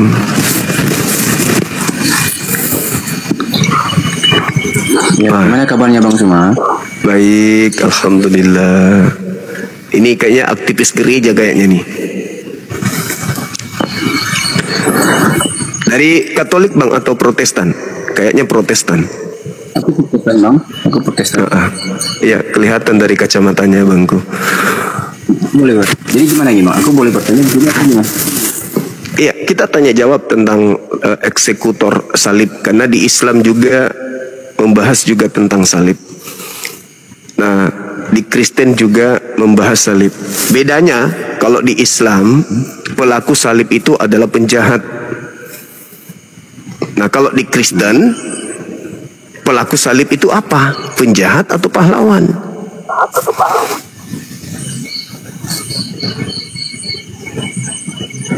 Oke, aku jawab. Oke, silakan. Oke, teman-teman, begini teman-teman ya. Di dalam kekristenan bicara tentang para oknum-oknum yang terlibat dalam penyaliban Yesus itu bukan kita kategorikan mereka sebagai penjahat atau sebagai pahlawan. Nggak ada dalam konsep kekristenan pelaku-pelaku dalam konteks penyaliban Yesus itu dikatakan sebagai pahlawan ataupun sebagai seperti Bang Sumai bilang tadi, pahlawan atau apa tadi Bang Sumai? Penjahat. Penjahat. Oke, jadi nggak ada teman-temannya dalam konteks Kristennya. Begini Bang Suma, bicara tentang penyaliban Yesus itu siapapun yang ikut terlibat dalam penyaliban Yesus itu nggak bisa buat apa-apa Bang Suma. Kenapa saya bisa bilang begitu, nggak bisa buat apa-apa? Karena ini memang udah rancangan Tuhan sendiri, rancangan Allah itu sendiri. Bentar lu, Bang, izin ya aku jawab ya. Ya, silakan. Udah merupakan rancangan Allah sendiri, udah merupakan ketetapan Allah sendiri. Bahkan teman-teman ya, di dalam proses penyaliban, oknum-oknum yang terlibat di dalamnya juga termasuk iblis. Di mana? Karena ketika iblis mempengaruhi Yudas Iskariot, itu oknum iblis masuk dalam proses penyaliban itu. Karena begini Bang Juma, proses penyaliban itu memang benar-benar udah dirancangkan oleh Allah itu sendiri. Dalilnya di mana? Di mana dalilnya? Bentar bang. Bentar dulu dong Bang, aku jelasin Bang. Jadi gini Bang, begini Bang semuanya, proses penyaliban itu memang itu udah dirancangkan oleh Allah sendiri. Itu karya Allah itu sendiri. Oke. Siapapun oknum yang terlibat dalam proses penyaliban itu nggak bisa keluar, nggak bisa mereka bantah tentang proses itu. Bahkan iblis sekalipun teman-teman, harus tunduk dan patuh dari apa yang udah menjadi ketetapan dari Tuhan itu. Berbicara tentang penyaliban, berbicara tentang kematian Yesus di kayu salib. Mau tentara Romawi, mau Pontius Pilatus. Saudara, boleh nggak Anda tidak berkhutbah? Ini bukan gereja gitu loh. Ini kita lagi diskusi. Kalau di gereja boleh Anda boleh menipu, Anda boleh menipu, Anda boleh membohongi orang dengan cara seperti itu. Tolong tunjukkan di mana fitnahan Anda mengatakan, sabar dulu. Di mana fitnahan Anda mengatakan bahwa itu rancangan Tuhan untuk membunuh Yesus, itu di mana tertulis? Itu fitnahan. Ya, kalau Anda cuma ngomong itu rancangan, apa bedanya Anda dengan bom-bom? Dalilnya mana? Dalilnya mana? Sedangkan Yesus, sabar dulu Bang, sabar, gantian. Yesus berkata kepada orang-orang yang ingin menyalibnya di dalam Yohanes 8 nomor 37 sampai 44, orang-orang yang ingin membunuh Yesus itu adalah anak-anak iblis. Dan Anda tahu sendiri, iblislah yang beberapa kali ingin membunuh Yesus. Kenapa Anda mengatakan itu rancangan Tuhan? Berarti Anda ingin mengatakan Tuhan Anda itu iblis gitu. Yesus mengatakan orang-orang yang menyalib, yang ingin membunuhnya adalah orang-orang yang tidak memperoleh firman di dalam dirinya. Itu dalil.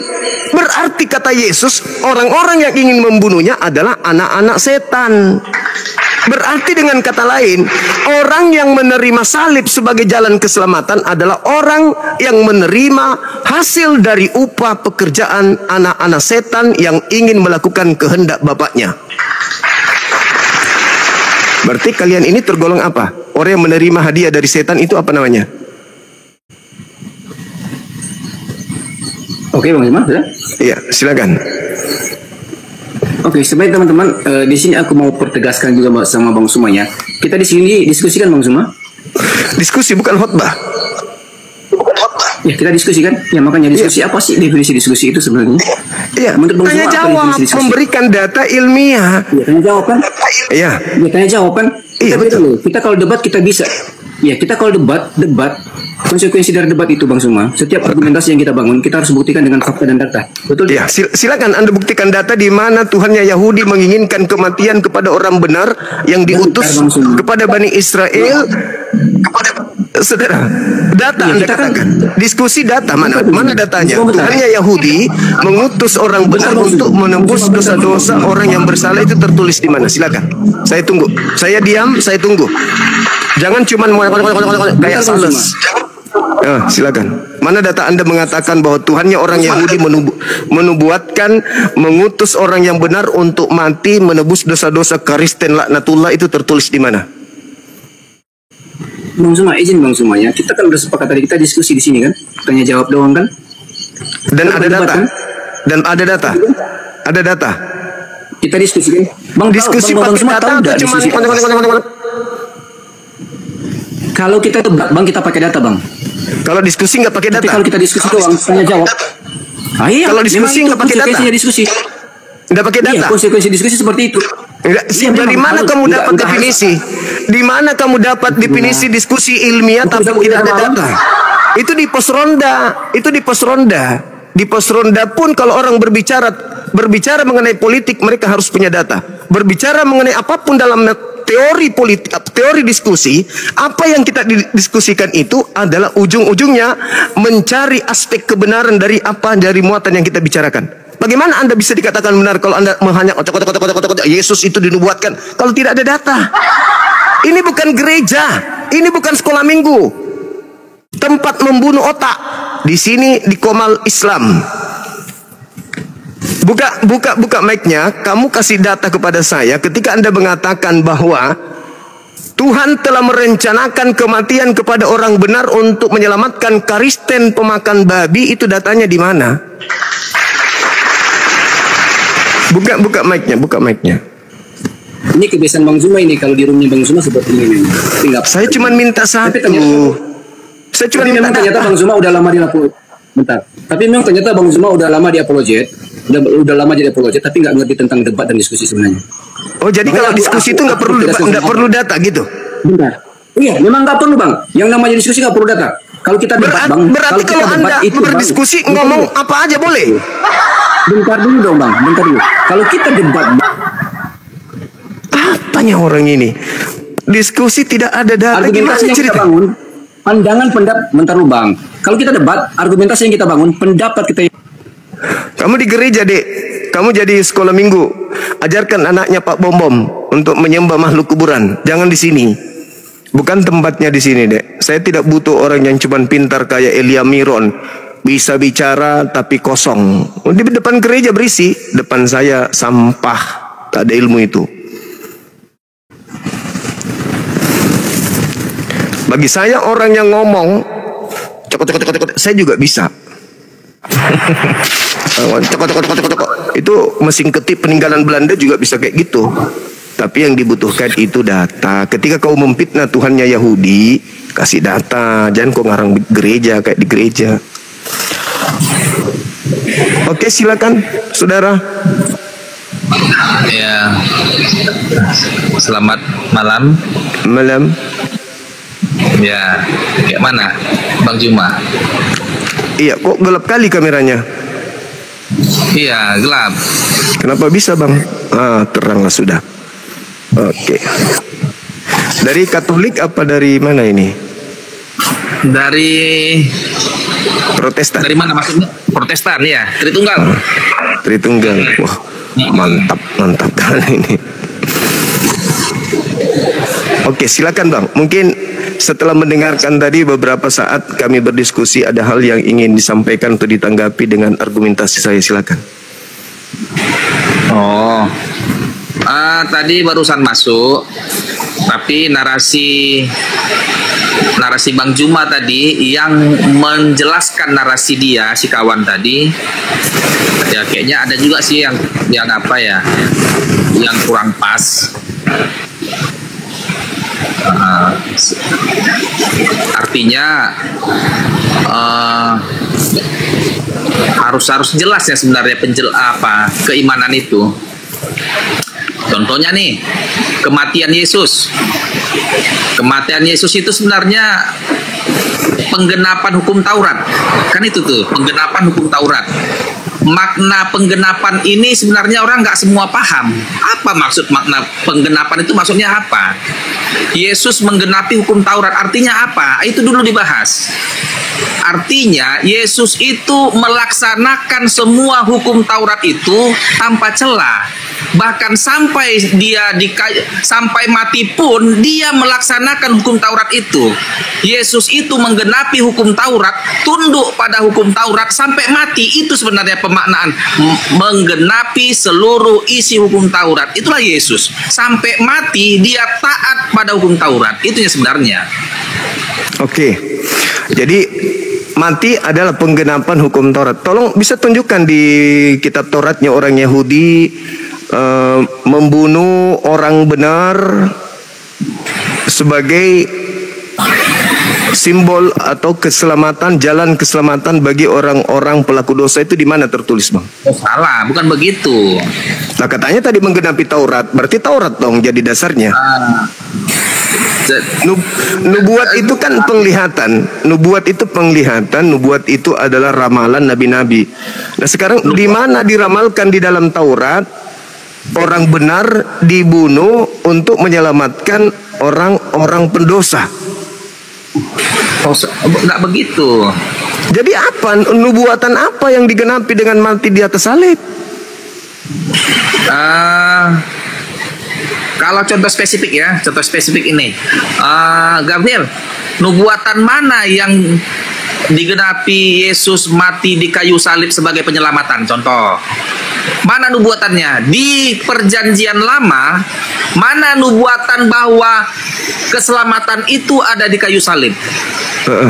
Mana nubuatannya? Kan itu pertanyaannya ini. Iya, mana?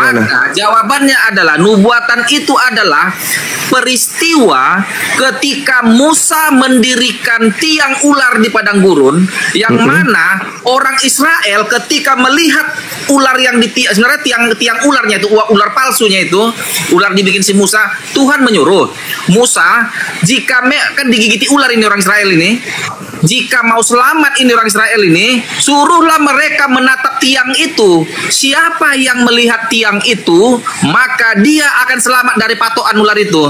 Sebenarnya nubuatan itu ke depan, yaitu Yesus yang digantung di tiang salib itu. Siapa yang melihat Yesus, siapa yang memandang salib itu, maka dia akan selamat. Itunya sebenarnya. Peristiwa di Perjanjian Lama itulah nubuatan Yesus yang mati di tiang salib itu. Oke, baik. Yang membuat patung siapa? Ular tembaga.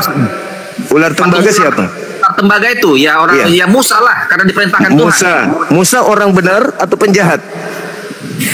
Musa orang kenapa ke situ pertanyaannya? Loh, katanya nubuat, gimana ceritanya nih? Katanya Anda berarti Anda cuma cocok kolor. Nggak ada hubungannya. Apa hubungannya coba? Sedangkan yang melakukan pembunuhan kepada Yesus ini, Yesus ini orang benar. Ular tembaga, ular tidung itu adalah ular berbisa. Emang Yesus itu berbisa? Emang Yesus itu jahat? Kalau kalau ular yang dijadikan patung tembaga, ular tembaga, itu wajar karena ular itu memang berbahaya. Tapi Yesus bahaya enggak? Yesus itu orang benar. Perintah di dalam Torah, Keluaran 23:7-8. Jangan kau membunuh orang yang benar, sebab aku Tuhan tidak membenarkan orang yang bersalah. Kok dibalik? Bunuhlah orang benar, sebab aku Tuhan membenarkan orang bersalah. Gimana ceritanya? Kok jadi diputar itu barang? Salah, yang salah kaunya Juma. Kok salah yang salah? Kok jadi saya yang salah? kau pun nggak salah juga. Kau memang sengaja untuk membelok-belokkan arah dari mulai Kok pertanyaan. membelok-belokkan? Ini yang jadi permasalahan sekarang ini. Saudaraku, menurut saudara, membunuh orang benar itu dosa atau bukan? Menurut Tuhan? Hukum Taurat mengatakan jangan engkau membunuh. Hukum yang keenam ya. Jangan membunuh. Berarti membunuh Yesus dosa atau tidak? Perbuatan membunuh itu adalah perbuatan berdosa kepada orang Yahudi yang membunuh itu. Oke, berarti pelaku-pelaku pembunuhan itu orang berdosa. Betul. Berarti yang menyelamatkan kalian adalah pelaku-pelaku dosa itu. Nggak begitu, salah. Loh, kok nggak begitu? Logismamu yang salah. Tidak, sekarang begini. Yang menyelamatkan kemudian orang-orang yang ketika menatap ular tembaga ini, itu cikal bakalnya sumbernya dari Musa atau langsung ular? Yang memerintahkan untuk menatap ular tembaga itu adalah Tuhan. Tuhan yang memerintahkan. Sekarang kepada Tuhan Musa sekarang untuk membuat ular tembaga. Oke. Teruskan. Sekarang mana perintah Tuhan kepada orang benar untuk membunuh Yesus? Nggak ada itu. Kok nggak ada? Katanya harus ke situ. Musa orang benar. Musa orang benar. Ya. Musa orang benar. Iblis orang benar nggak? Yang menyerahkan Yesus orang benar nggak? Siapa menyerahkan? Yudas. Kan Yudas kerasukan setan dan Yudas disebut iblis oleh Yesus.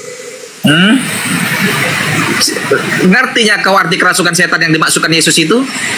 Bukan hanya kerasukan aja, Yudas langsung disebut setan oleh Yesus. Sekarang tanya kau Juma, bahkan Petrus pun dibilang Yesus sama Petrus. Enyahlah kau iblis kata Yesus. Kenapa Petrus? Kenapa disebut? Apa maksud Yesus berkata seperti itu kepada Petrus? Saya jawab. Apakah iblis yang dimaksud itu adalah Petrus kemasukan setan? Bukan, saya jawab. Karena sabar. Kenapa Yesus menyebut Petrus iblis? Karena Petrus memikirkan kalau Yesus ini bakal disalib. Jadi pemikiran Yesus akan disalib atau pemikiran Yesus disalib itu pemikiran apa menurut Yesus? Kau salah. Salah lagi. Saya salah terus. Begini, Petrus pada saat dialog dengan Yesus itu ingin agar Yesus tidak dianiaya. Itu kan pemberitahuan Yesus tentang peristiwa ke depan bahwa dia akan menghadapi penganiayaan. Dia akan dianiaya. Jadi Petrus berkata, sesekali itu tidak akan terjadi. Tidak akan terjadi. Itu maksud Petrus. Kamu tidak akan disalib. Kamu tidak akan dibunuh. Petrus belum tahu tentang salib menyalib. Kok belum tahu tentang salib menyalib? Petrus berpikir bahwasanya kamu kalau ke sana itu kamu itu akan disalib. Kamu akan ditangkap, kamu akan dianiaya. Makanya Petrus menarik Yesus ke samping. Maka Yesus mengatakan, "Enyahlah iblis, kamu memikirkan apa yang dipikirkan manusia, kau tidak memikirkan apa yang dipikirkan oleh Tuhan." Salah kau. Kok salah pula? Salah, bukan begitu. Petrus belum mengenai salib menyalib itu diputuskan oleh Pilatus. Petrus belum tahu masalah salib, belum sampai gambarannya tentang salib. Tapi coba kau baca Matius itu coba kau baca. Matius itu sudah dituliskan di sana dengan jelas bahwasanya Yesus pergi ke Yerusalem untuk mengalami penderitaan. Dan bahkan dia pamit ke murid-muridnya. Bahkan diterangkan di perjamuan terakhir kalau dia akan begini. Petrus akan menyangkal aku 3 kali. Udah dijelaskan pun. Kenapa justru sekarang apa yang muncul dalam pemikiran Petrus? Gini, jangan kita lari-lari. Sebentar. Masuk begini, kata-kata Yesus tentang iblis, enyahlah iblis itu sebenarnya bukan iblis yang sebenarnya Petrus kemasukan setan. Tidak. Perbuatan pemikiran Petrus yang ingin Yesus menghindari penderitaan, itulah yang dikatakan iblis. Salah. Jadi sekarang begini. Sekarang saya buktikan. Dengar, sebentar. Petrus tidak pernah dirasuki oleh iblis. Sekarang saya tanya sama saudara, iblis itu mau Yesus disalib atau iblis mau Yesus jangan disalib? Kenapa loncat-loncat? Lah, saya tanya supaya kita tahu apa maksud Yesus mengatakan nyala iblis. Kalau iblis, kalau kau tanya jawab pertanyaanmu itu, apakah iblis Mau ingin Yesus disalib? Disalib. Iblis ingin Yesus disalib, benar. Oke. Terus kenapa iblis merasuki Yudas? Untuk apa? Iblis tidak iblis sebenarnya yang dimaksudkan itu hati si Yudas itu yang ingin uang itu. Baca Lukas 22 nomor 3, lalu iblis merasuki Yudas. Iblis yang merasuki Yudas. Jangan Anda ngarang-ngarang cerita. Sebenarnya gini. Anda sabar. Anda sudah Yudas mengatakan itu motif Yudas, motif. Anda sudah mengatakan bahwa iblis mau agar Yesus disalib. Betul. Nah, pencipta langit dan bumi mau Yesus disalib atau tidak? Kalau itu aku pencipta langit dan bumi menghadapi itu bisa saja dia untuk disalibkan. Yesus menuju salib, tapi Betul. pencipta langit dan bumi membatalkan. Tidak. Berarti pencipta langit dan bumi mau Yesus disalib. Enggak, bukan masalah mau nggak mau. Loh. Jangan arahkan ke mau nggak Jadi mau. nubuat ini apa? Nubuat ini siapa yang menubuatkan Yesus disalib? Jadi salib itu sebenarnya jangan salah. Salib itu efeknya itu. Efek Salib, Bung, salib itu adalah hukuman Tuhan kepada orang yang dikutuknya. salah. Salah lagi. Dalilnya begitu. Salib Sebab itu ada tertulis terkutuklah orang yang digantung di tiang salib. bolak-balik itu aja salah itu. Loh, kok salah Jadi pula salib- dalilnya kayak begitu? Gimana ceritanya? Sekarang gini dia, salib itu yang dijalani Yesus itu adalah efek ketaatannya itu. Efek Sekarang daripada kalau orang taat itu tidak dihukum. Yang dihukum itu adalah orang yang melanggar hukum. Itu baru disalib. Jadi begini, kutanya dulu kau. Kalau kayak gitu, kalau itunya narasimu, apa perbuatan Yesus yang melanggar hukum Taurat sehingga dia disalib? Tidak ada. Lantas kenapa disalib? Kenapa disalib? Justru itu Yesus tidak disalib. Masuk lagi ke apa? Masuk lagi ke nggak disalib. Pintar kali kau ya, pandai kali kau. Loh. Sekarang pertanyaan saya. Nah. Apakah Tuhan mau orang benar disalib atau tidak mau? Ya, secara logika nggak boleh orang benar tidak boleh disalib. Bukan secara logika, secara firman. Secara hukum Taurat pun tidak boleh orang benar nggak boleh disalib. Tuhan tidak mau kan? Orang benar tidak boleh dibunuh. Tuhan yang tidak mau kan? Hukum Taurat memerintahkan itu, perintah Tuhan itu. Berarti Taurat itu. Tuhan tidak mau. Tuhan tidak mau, yang memang tidak mau Tuhan orang benar disalib. Pintar sekarang. Yang mau orang benar disalib siapa? Yang mau orang benar disalib, yang melawan Yesus itulah orang Yahudi. Iblis kan? Iblis kan?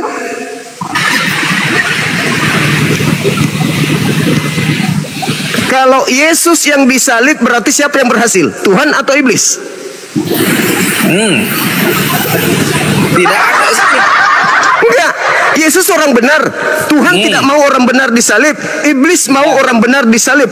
Kalau orang benar disalib, yang memenangkan pertarungan antara Tuhan dengan iblis siapa? Yesus pun dia mau menuju salib, mau dia disalib.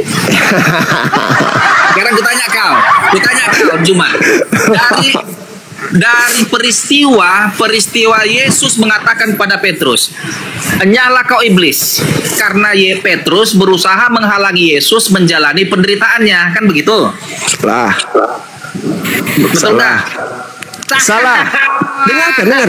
Apa pernyataan Yesusnya? Dengar dulu. Apa pernyataan Yesusnya? Ingat. Ketika saya bertanya, Tuhan mau orang benar disalib atau Tuhan tidak mau? Jawabannya Tuhan tidak mau kan? Tuhan tidak mau orang benar disalib. Nggak ada itu. Loh, Keluaran 23 nomor 7. Orang benar. Jangan bilang Yesus saja langsung. Yesus orang benar kan? Sekarang kutanya kau, apakah Yesus melarikan diri dari salib atau tidak? Tidak melarikan diri. Ngapain dia melarikan diri? Kan, oke.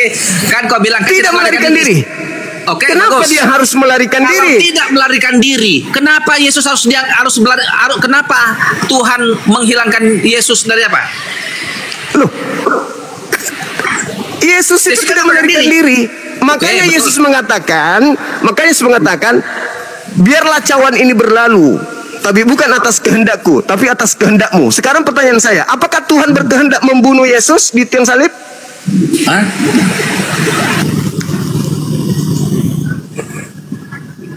Kayak mana? Apakah Tuhan berkehendak membunuh Yesus?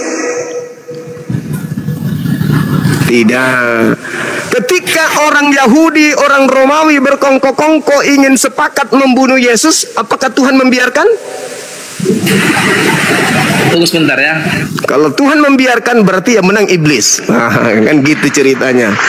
Tunggu sebentar.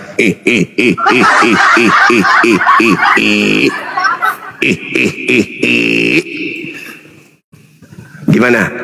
Enak memang. Enak jadikan salib sebagai simbol keselamatan. Enak. Masih mau ki datang besok.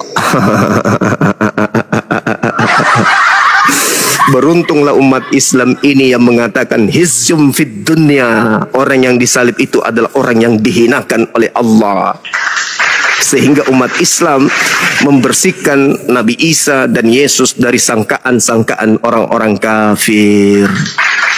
Orang kafir sampai malam ini belum ada yang mampu. Yang ada malah mengakui betul iblis berjasa kepada keselamatan Kristen. Betul iblis memang ini adalah pahlawan.